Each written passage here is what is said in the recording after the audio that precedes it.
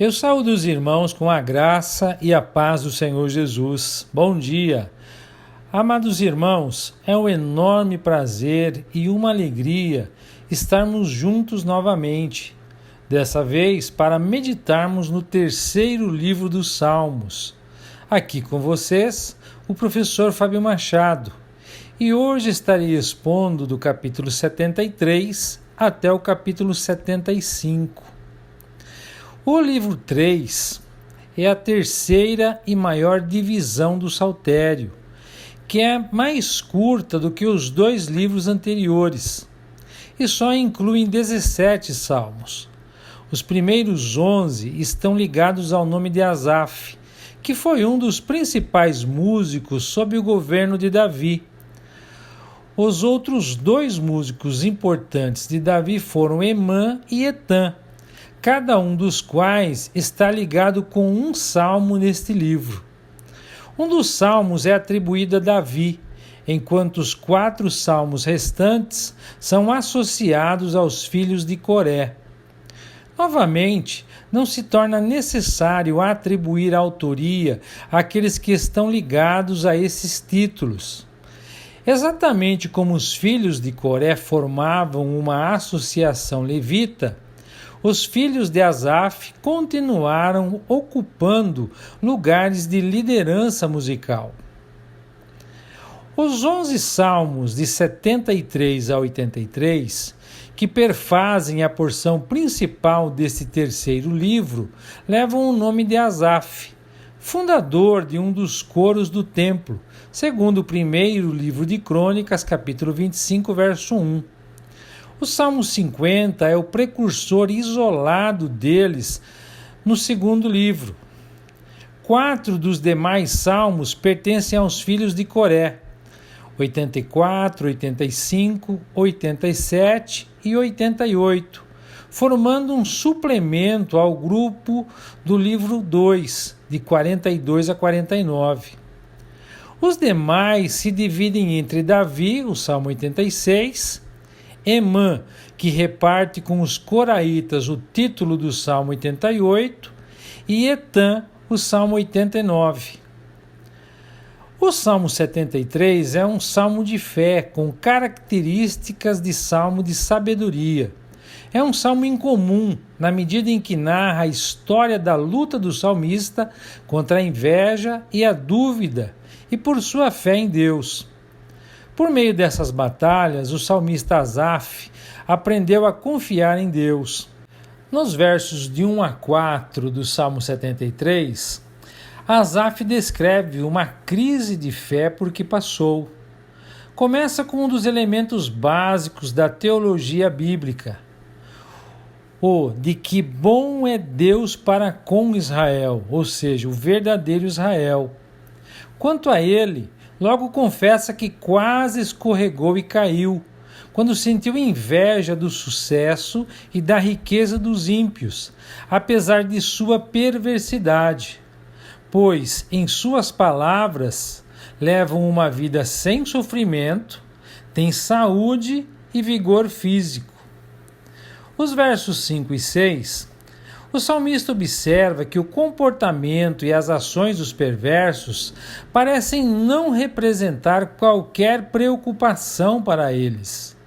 Não mostram empenhar-se em trabalhos como as outras pessoas. Sua soberba e violência não são encobertas, mas sim, eles as expõem como se fossem colares em seus pescoços e vestem-se de crueldade.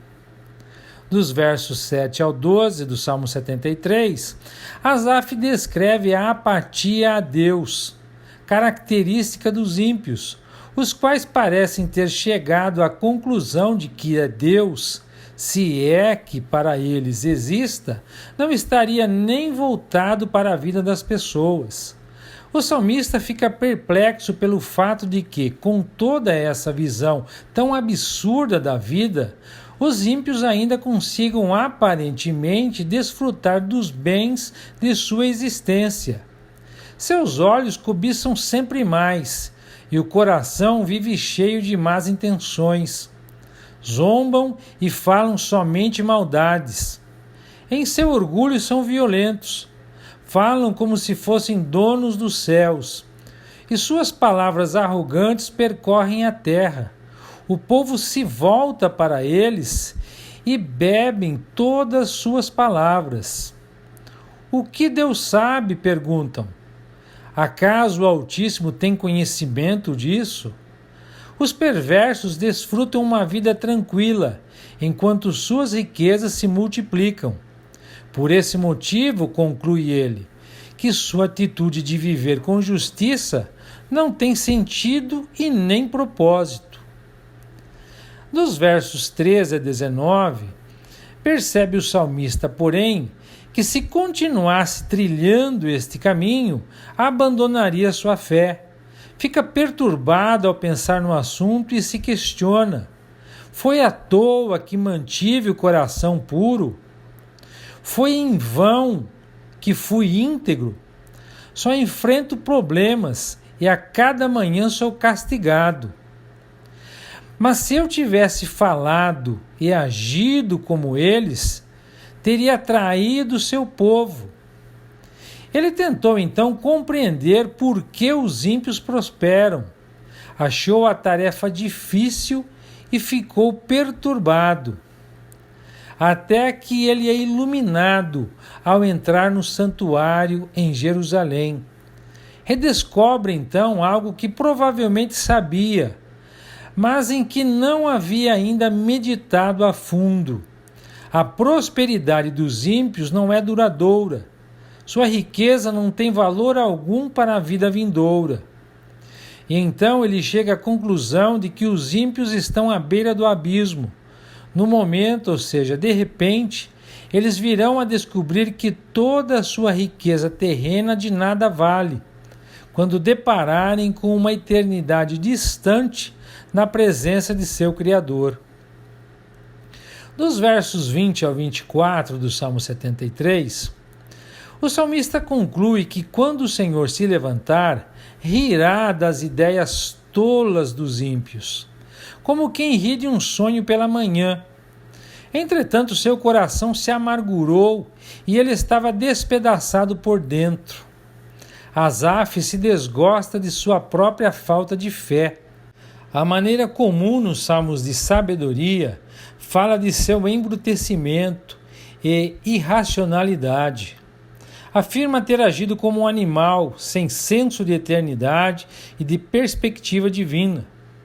O poeta estava, de fato, tomando uma posição animalesca ao invejar a vida dos ímpios. Mas Deus nunca o abandonou, mesmo quando ele fervilhava de dúvidas. O que ajudou o salmista a recuperar a devida perspectiva foi o que há além desta vida, onde o justo terá o glorioso privilégio de viver com Deus para sempre. Dos versos 25 a 28 do Salmo 73, despertado por Deus, o salmista tem sua fé restaurada e pergunta a si mesmo: quem mais eu tenho no céu senão a ti? E considera consigo mesmo que ele deseja a Deus mais que qualquer coisa na terra. Ainda que sua saúde acabasse e seu espírito fraquejasse, Deus continuaria sendo a força de seu coração e sua possessão para sempre, pois os que abandonam a Deus perecerão e serão destruídos. E então finaliza com gratidão: quanto a mim, como é bom estar perto de Deus. Fiz do Senhor soberano meu refúgio e anunciarei a todos suas maravilhas. O Salmo 74, dos versos 1 a 23, nós temos um lamento por causa da destruição do templo pelos caldeus em 586 a.C. Nos versos 1 a 3, nós vemos que a ênfase principal da oração no verso 1 reside nos apelos que ela apresenta, extraídos da relação de Israel com Deus. O nome característico de Asaf, teu rebanho, está no verso 1 e apela ao pastor, tanto com base em sua ternura, quanto em sua honra como envolvido na segurança de suas ovelhas. Um apelo semelhante reside nas duas palavras adquirir e resgatar, em ambas as quais se referem à libertação do Egito. A primeira expressão sugerindo o preço pelo qual a aquisição foi feita, bem como as obrigações de propriedade. E o último, o cargo do Goel, ou seja, o parente redentor, remidor, a quem cabia o dever de obter satisfação pelo sangue. As duplas designações de Israel como tua congregação e como a tribo de tua herança provavelmente apontam para os aspectos religiosos e civis da vida nacional de Israel. O apelo mais forte é colocado por último, a saber, a habitação de Deus em Sião. Por todas essas razões, o salmista pede e espera que ele venha com passos rápidos para as desolações, que duraram tanto tempo que a impaciência do desespero se mistura com o grito de socorro. E o salmista os chama de eternos no verso 3, mesmo enquanto ora para que ele possa ser construído novamente. O fato de o inimigo de Deus e de seu rebanho ter arruinado tudo no santuário é suficiente, pensa o salmista, para mover Deus à ação.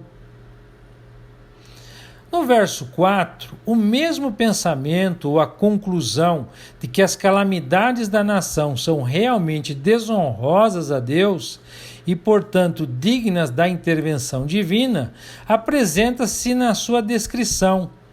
Os invasores são teus adversários. É no lugar onde nos conheceste que ecoam seus ruídos bestiais, como dos leões sobre a sua presa. É o teu santuário, ó Deus, que eles incendiaram, a morada do teu nome que eles profanaram. São os teus locais de reunião que eles queimaram por toda a terra. Somente no final triste do catálogo é que a miséria do povo é tocada. E isso não tanto como infligido por inimigos humanos, mas pela retirada do Espírito de Deus. Este é, de fato, o pensamento dominante em todo o Salmo. Disse muito pouco sobre os sofrimentos resultantes do sucesso do inimigo, mas constantemente recorre ao insulto a Deus e à reprovação ao seu nome daí decorrente. A essência de tudo está na oração final. Ó Senhor, pleiteia a tua própria causa.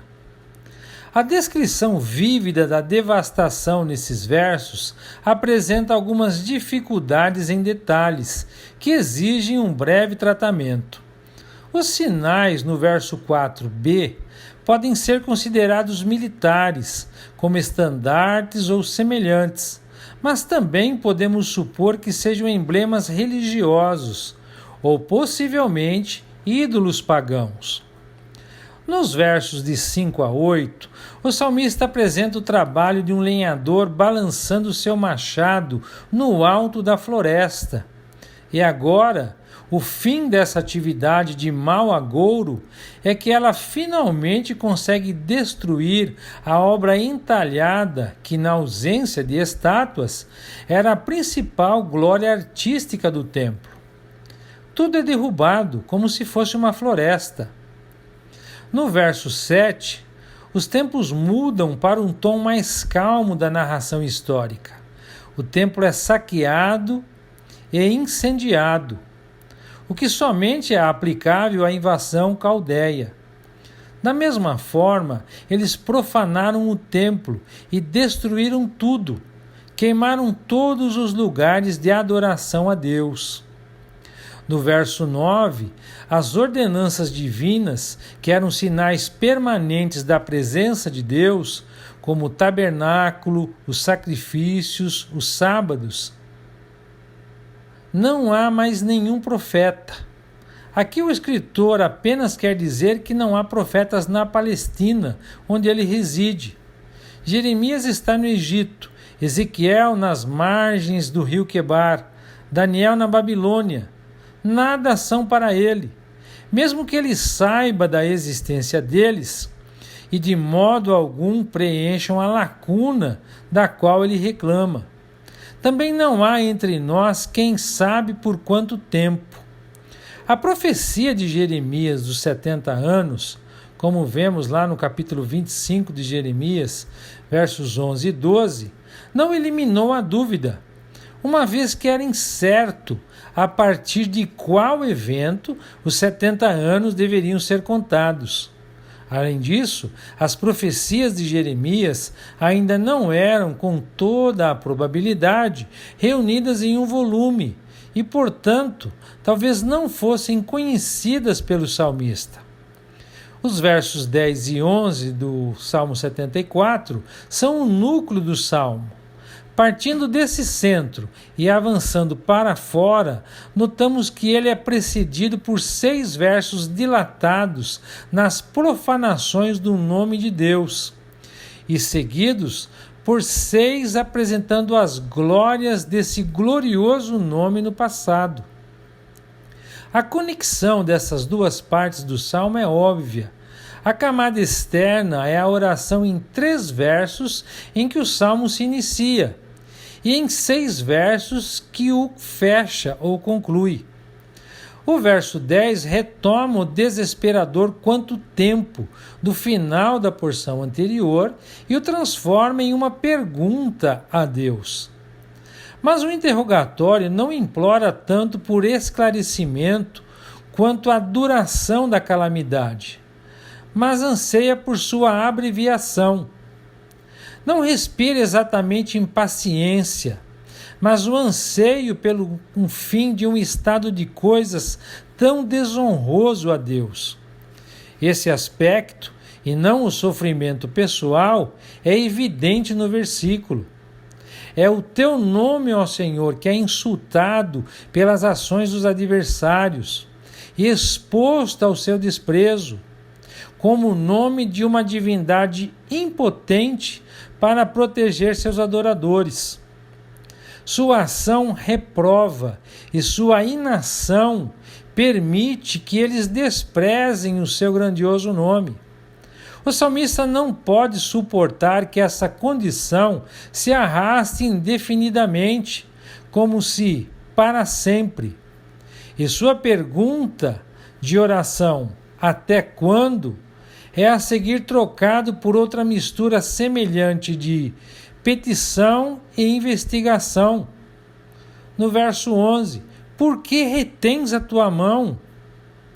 Ambos são imediatamente traduzidos naquela petição, que ambos realmente querem dizer: do meio de teu seio consome. A ideia aqui é que Deus absolutamente dê um fim, acabe com tal estado de coisas. Dos versos 12 a 18, depois disso, a petição do salmista é baseada na revelação do nome de Deus no passado de Israel e em atos criativos de seu poder. Ele é o Deus e seu Rei desde a antiguidade, que traz salvação à terra, que com sua força dividiu o mar e despedaçou as cabeças dos monstros marinhos, assim como esmagou as cabeças do Leviatã e o fez dele alimento aos animais do deserto. Fez jorrar fontes e riachos e secou rios de águas torrenciais. O dia e a noite são dele, assim como criou a luz das estrelas e o sol, e determinou os limites da terra, assim como formou o verão e o inverno. Tudo isso imediatamente o encoraja a esperar que Deus agirá e apela a Deus para ser o que ele foi no passado, que ele repetisse suas ações para resgatar seu grande nome novamente o nome em evidência, que o inimigo afrontou e blasfemou. Dos versos 19 a 23, a essência desta oração de encerramento é o mesmo apelo a Deus para defender sua própria honra, que encontramos nos versículos anteriores, e é apresentado de várias formas aqui, 2 vezes no verso 18 e no verso 22. Deus é chamado a se lembrar do opróbrio e desprezo amontoado em seu nome, e aparentemente justificado por sua inatividade. A reivindicação de Israel por libertação é baseada no verso 19, em ser tua pomba, que, portanto, não pode ser abandonada sem manchar tua fama. O salmista divulga o pacto diante de Deus, lembrando-o de suas obrigações a respeito dele. Ele pede que sejam feitas ações que deem oportunidade aos aflitos e necessitados de louvarem o seu nome, que está sendo manchado por suas calamidades. Finalmente, em palavras maravilhosamente ousadas, ele clama a Deus para assumir o que é, afinal, sua própria briga. E se o clamor do aflito não o comover, que ele ouça as vozes daqueles que o blasfemam o dia todo. O fervor reverente de súplica às vezes soa com irreverência, mas quando as profundezas do coração fervem de verdade, Deus entende o significado do que parece estranho e reconhece a profunda confiança em sua fidelidade e amor que fundamenta essas palavras ousadas. O Salmo 75 é um grandioso salmo de louvor. Contém intercâmbio vívido entre o povo, o salmista e o Senhor, de modo que este salmo pode ser visto como resposta de Deus às questões levantadas no Salmo 74. No verso 1 do Salmo 75, glorificamos indica o agradecimento público a Deus. O nome dele está perto. Deus em pessoa está pronto a intervir pelo seu povo. As tuas maravilhas são os atos que somente Deus é capaz de realizar e que mais causam assombro e admiração em seu povo. Todas as ações de Deus na história proclamam que Ele está sempre disponível para ajudar. Seu nome é seu caráter, revelado por sua maravilhosa manifestação. No verso 2 do Salmo 75, a expressão "quando eu ocupar o lugar determinado", a voz divina irrompe majestosa.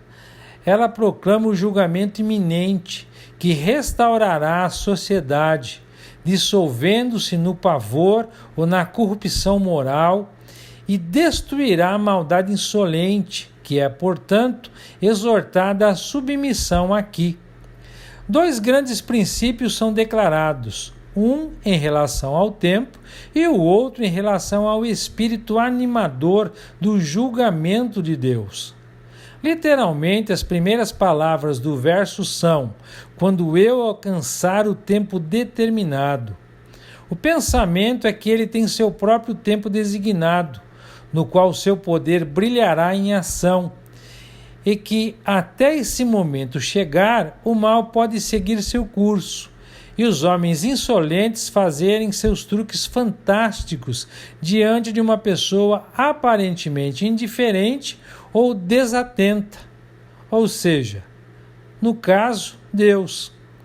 Seus servos são tentados a pensar que ele se atrasa muito, seus inimigos que ele nunca quebrará seu silêncio. Os propósitos da demora são apresentados nas Escrituras como 2. Por um lado, para que a longanimidade de Deus leve ao arrependimento, e por outro lado, para que o mal se desenvolva e mostre seu verdadeiro caráter. aprender a lição de que, quando chegar a hora certa, o julgamento cairá, salvaria o oprimido da impaciência e o desânimo, e o opressor dos sonhos de impunidade.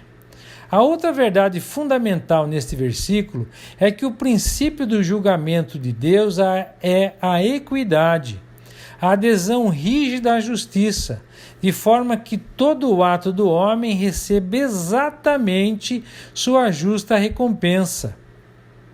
O eu do verso 2, parte B, é enfático, traz à vista a elevada personalidade do juiz e afirma a operação de uma mão divina nos assuntos humanos, ao mesmo tempo que estabelece a base para a garantia de que, o julgamento sendo dele e ele sendo o que é, deve ser de acordo com a verdade.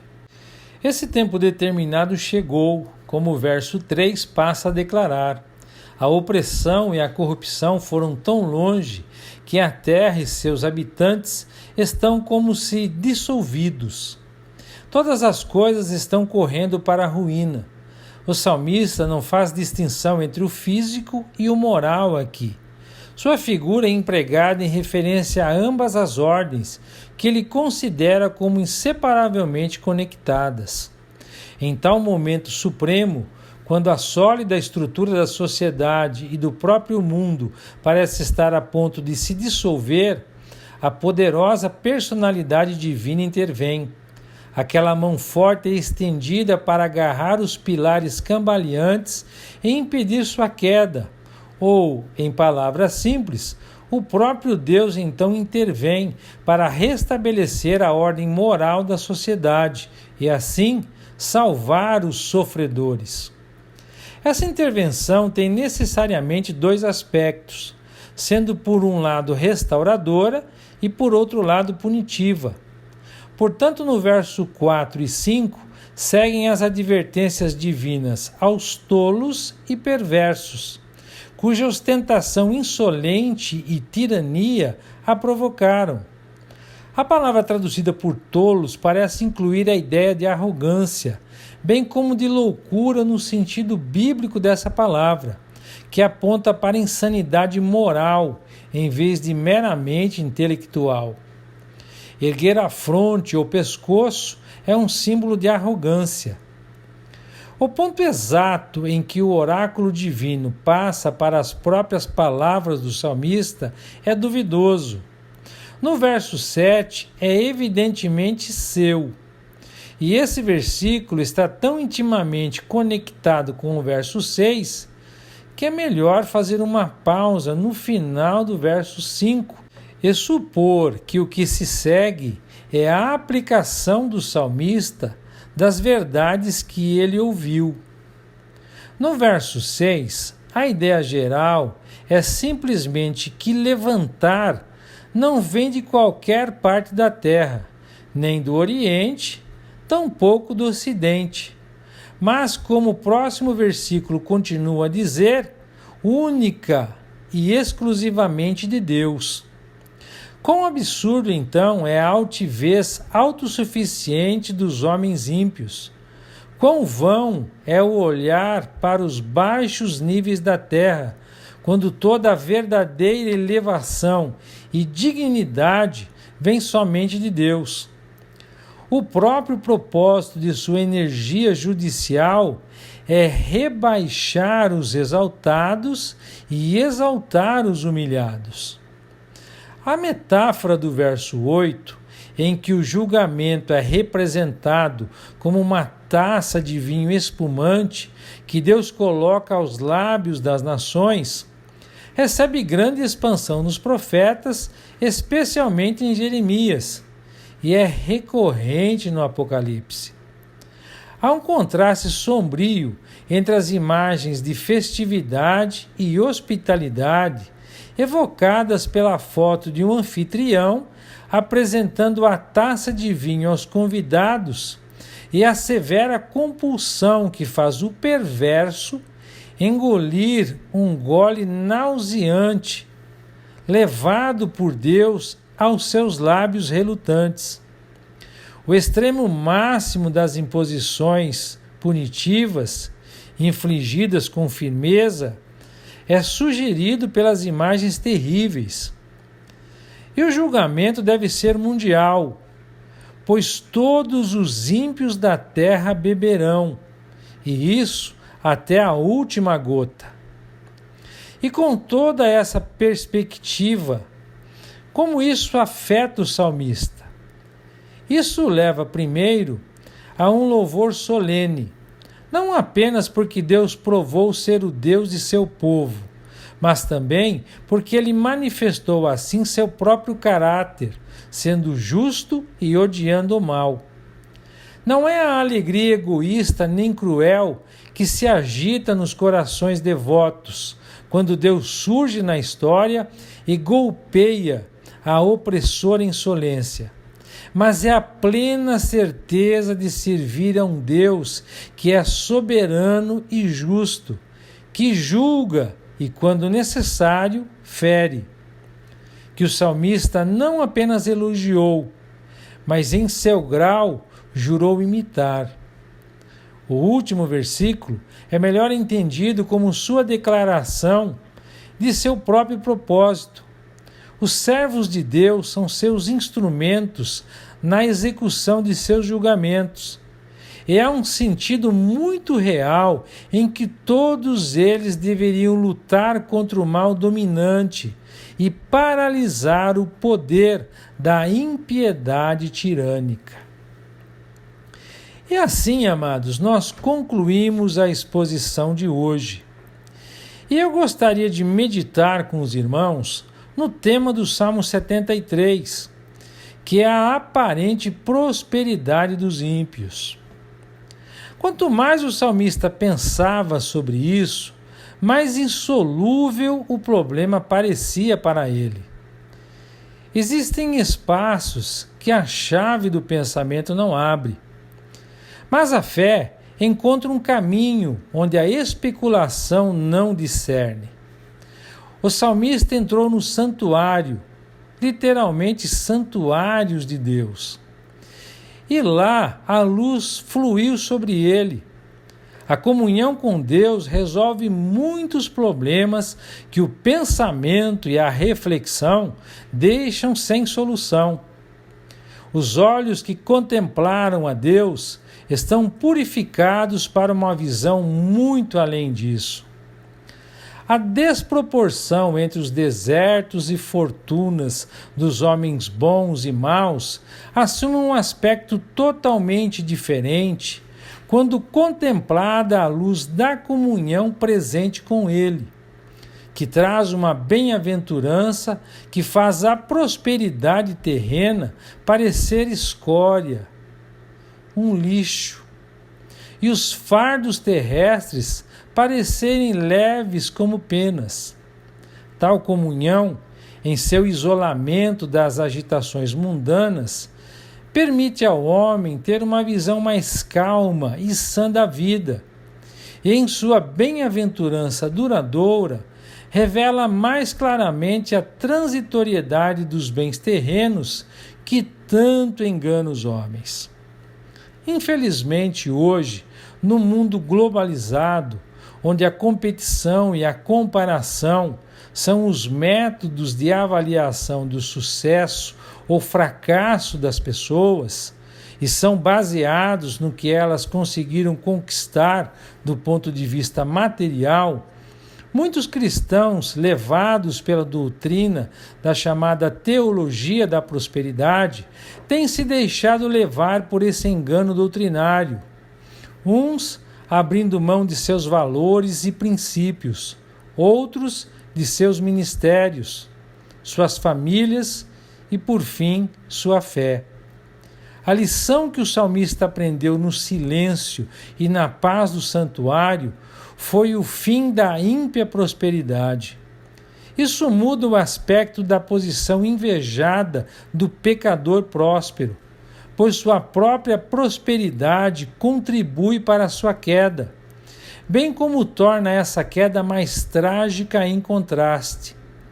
Seu andar seguro por mais isento que parecesse dos problemas e males dos quais a carne é herdeira, estava realmente em uma encosta traiçoeira, como lisas lâminas de rocha na encosta de uma montanha. Ficar sobre eles é deslizar para uma ruína horrível.